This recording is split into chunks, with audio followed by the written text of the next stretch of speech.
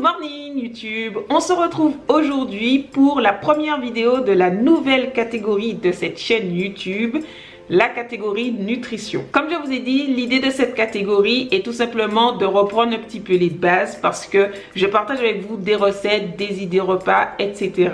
Mais je pense qu'il faut avoir un minimum de connaissances de la nutrition pour mieux comprendre ce qui nous convient, pourquoi ça nous a pas convenu, pour trouver finalement son équilibre et être épanoui dans son alimentation. Petit disclaimer avant de commencer, je ne suis pas une spécialiste de la santé, je ne suis pas médecin, ni diététicienne, ni nutritionniste. J'ai tout appris par moi-même en lisant des résultats de recherche. Je suis complètement autodidacte et je vous conseille, que ce soit en écoutant mes informations ou l'information de toute autre personne, de vous renseigner toujours par vous-même. Là, je vais simplement essayer de vous expliquer ce que j'ai appris du mieux que je le peux, en espérant que ça va vous aider. L'idée n'est surtout pas de vous induire en erreur, de vous faire culpabiliser, ni rien de tout ça. Je viens en paix. En plus de cette série de vidéos qui sera l'aspect théorique, un groupe Facebook a été créé, comme vous le savez probablement. Je vous le mets en barre d'infos et peut-être également dans le premier commentaire que je vais mettre, si j'y pense, sous cette vidéo.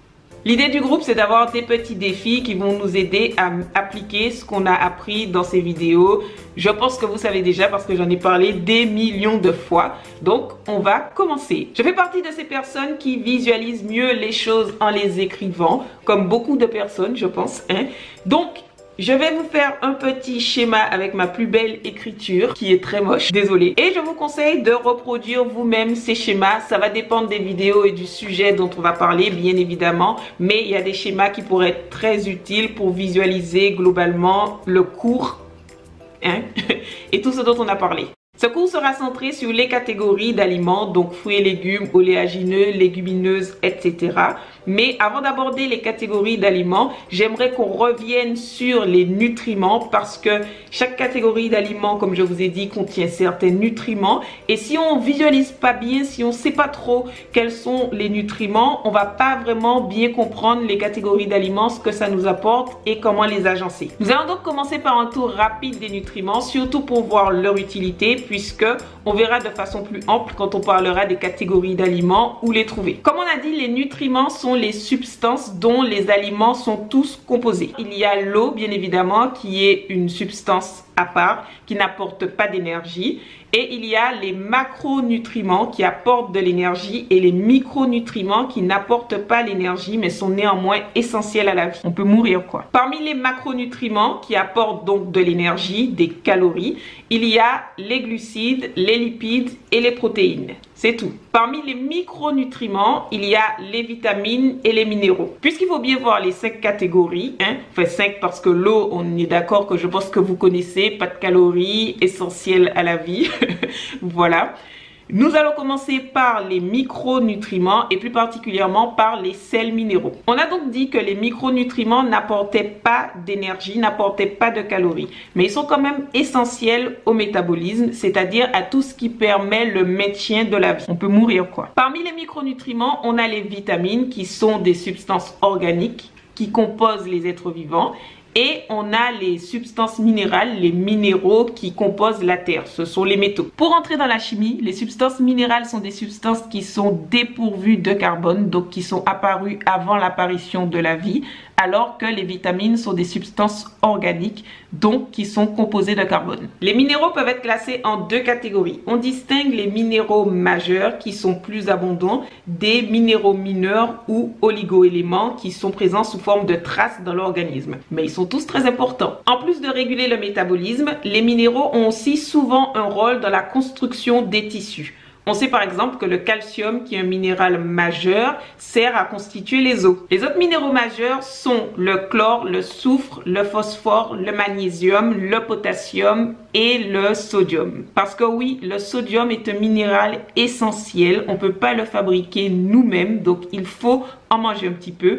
Le problème, c'est simplement que dans l'industrie, on l'utilise en trop grande quantité et les minéraux en trop grande quantité, c'est pas bon non plus pour la santé. On peut mourir quoi. Je vais pas vous donner toute la liste des oligoéléments parce qu'il y en a environ 15, mais on peut par exemple citer pour les plus connus le fer, le zinc et l'iode. On a donc Les minéraux qui sont constitués des minéraux majeurs, des minéraux mineurs, ils viennent tous de la terre. On les retrouve dans notre alimentation grâce aux plantes qui puisent les sels minéraux pour grandir, pour vivre, un peu comme nous après en fait.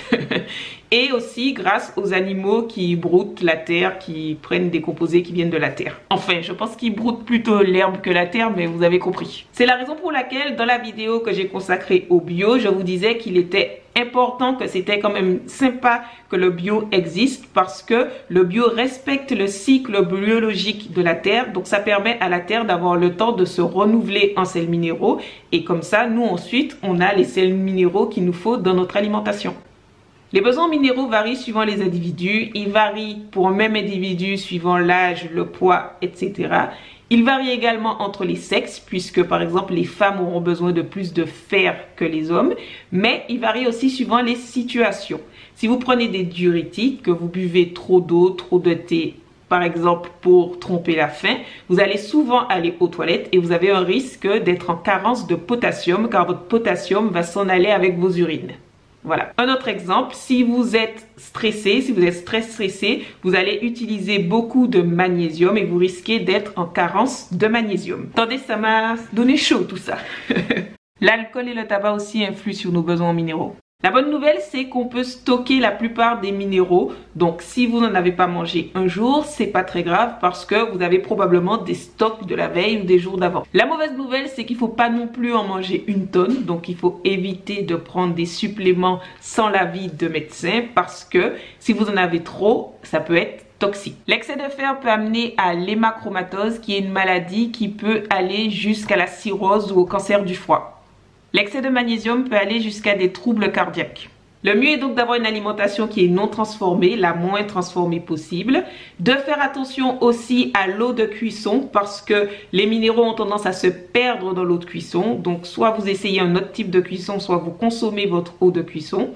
De faire des tests avec un médecin pour savoir si vous avez des carences et de vous informer sur les minéraux dont on est le plus carencé en général. Il s'agit de minéraux comme le fer, surtout pour les femmes, ou le calcium par exemple, qui est très controversé en ce moment. Cette histoire de lait, tout ça quoi. La meuf ne sait pas si elle a chaud, si elle a froid, comment ça se passe.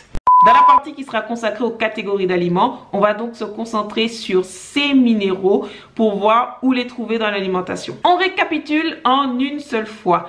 Les nutriments, on a glucides, lipides, protéines, c'est les macronutriments. On a l'eau qui est une catégorie à part. On a les micronutriments qui sont les vitamines et les minéraux. Les micronutriments, ils participent au métabolisme. Les minéraux, on a les minéraux majeurs et les minéraux mineurs. Les minéraux viennent du sol, donc on les retrouve dans tout ce qui sort du sol, c'est-à-dire directement des plantes et plus indirectement des animaux qui mangent ces fameuses plantes. Les besoins sont souvent dépendants des personnes et de la situation. Nous sommes plus carencés dans notre alimentation moderne en certains minéraux que dans d'autres et nous allons les voir dans les catégories d'aliments. Les minéraux se conservent relativement bien par rapport aux vitamines. Il faut surtout faire attention à l'eau de cuisson. Il faut éviter de prendre des suppléments en minéraux sans avoir fait appel à son médecin parce que les excès peuvent être toxiques. On peut mourir. Je vais arrêter cette vidéo maintenant. J'espère que ça vous a plu. J'espère que vous avez appris quelque chose sur les nutriments et en particulier sur les sels minéraux.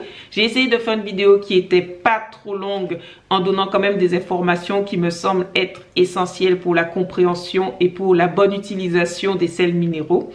La prochaine fois, nous allons bien évidemment parler des vitamines. Ce sera un peu plus long, je pense, parce que les vitamines sont un peu plus fragiles, un peu plus compliquées. Merci beaucoup d'avoir regardé cette vidéo. N'oubliez pas de faire votre petit schéma si jamais vous ne voulez pas oublier des choses. Merci d'être là. Un grand merci à ma communauté Tipeee d'être là. Et je vous dis à très vite pour une nouvelle vidéo. Avant de partir, n'oubliez pas de regarder ma dernière vidéo qui est juste là. N'oubliez pas de me laisser un petit commentaire si vous avez une question, de nous rejoindre dans le groupe Facebook et de regarder dans la barre d'infos parce qu'il y a plein de choses super intéressantes dans mes réseaux sociaux.